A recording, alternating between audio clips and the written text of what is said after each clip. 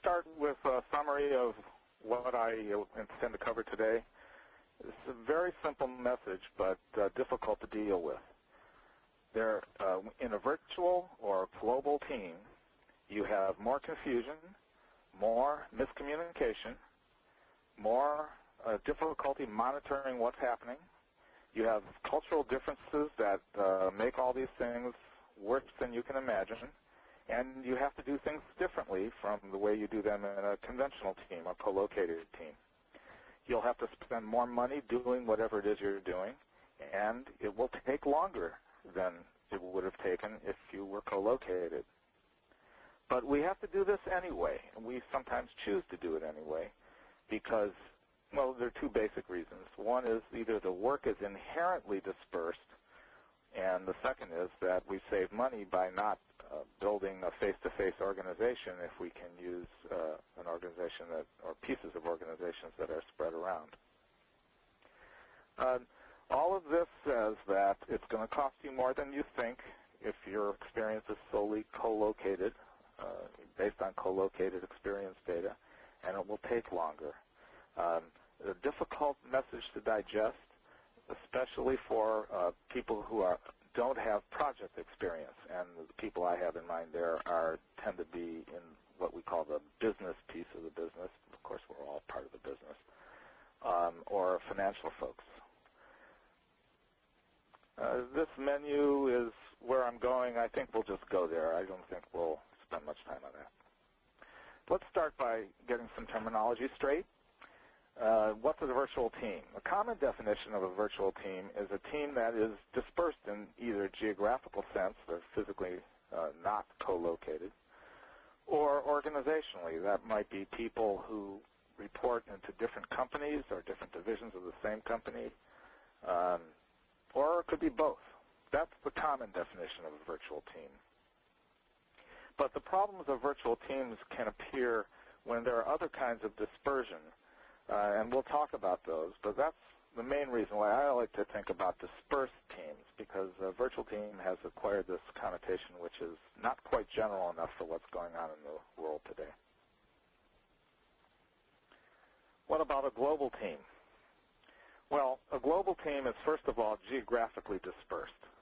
And what I mean by geographically dispersed is that in order to have a face-to-face meeting, one or more of these four conditions has to be met.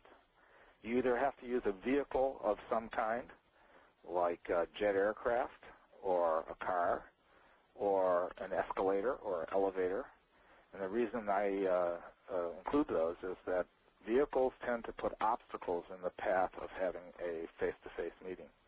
When you have obstacles, you find other ways to do it, typically by telephone or email. And so when you have to use a vehicle to meet with other folks, you tend to, the team tends to assume a configuration more like a really dispersed team. Another criterion, you have to walk more than 2 minutes. That's another kind of obstacle. For some of us, the threshold might be 2 seconds, but whatever the threshold is for you that makes you want to pick up the phone is the critical factor. Or you have to go outside from one building to another, and here you have to face the weather. It could be rain, snow, sleet, hail, heat. This is another form of obstacle. Or maybe none of these things happen, but you just choose never to meet face-to-face. And if that's the case, you might as well consider yourself geographically dispersed. A global team is a dispersed team with at least one or more of these conditions. And they're listed here: an offshore element, 2 sets of laws, meaning governmental laws, 2 sets of national holidays, or 2 social cultures. So a global team is a geographically dispersed team with these other factors going on. Let's talk a little bit about what other kinds of dispersion you can have in addition to geographic and organizational dispersion. Temporal dispersion is dispersion in which you have people in 2 different time zones, or more than 2 different time zones. A demographic dispersion happens when people, members of the team, come from different demographic slices. For instance, you might have baby boomers and Generation Xers, or you might have people from Lithuania and people from the UK. These are usually demographically different, ethnically different.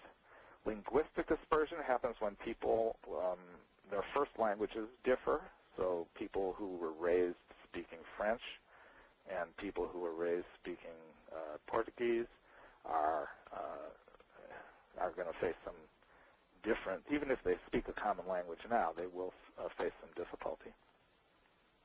Socio-cultural differences arise when people come from different cultures, and that might be within the same nation.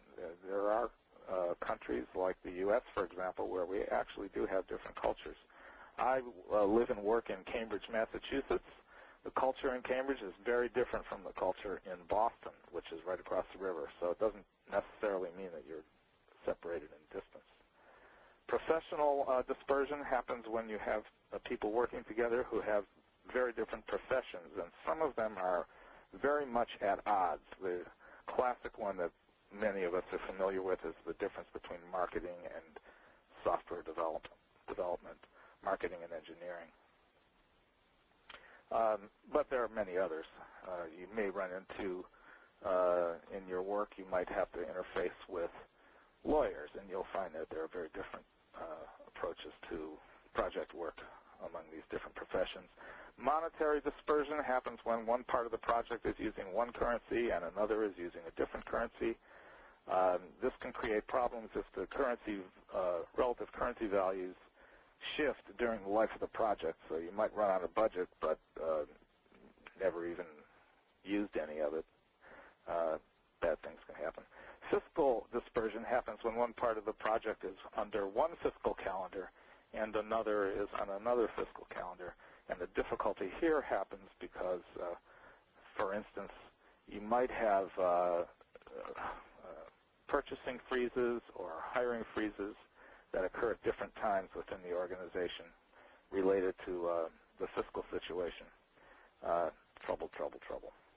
And all of these dispersions have different consequences, and I've listed some of them here.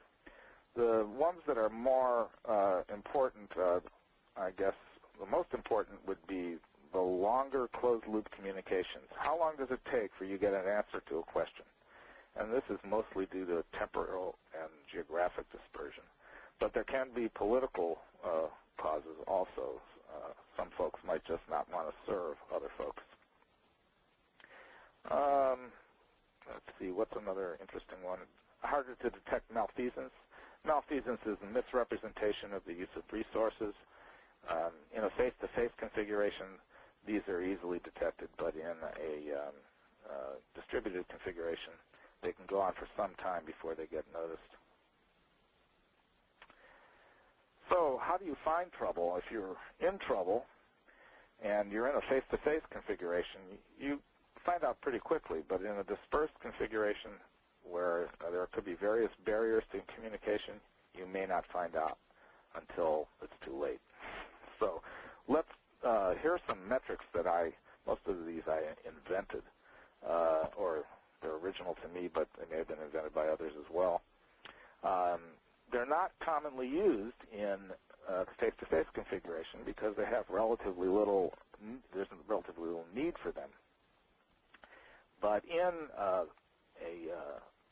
dispersed configuration, the trends in these things can be very revealing. Let's just walk through some of them. Confusion-driven rework. There are all kinds of rework that can happen. There's rework that arises, for instance, from not fully understanding the problem, and we're all familiar with that. But rework that arises because something got mistranslated or because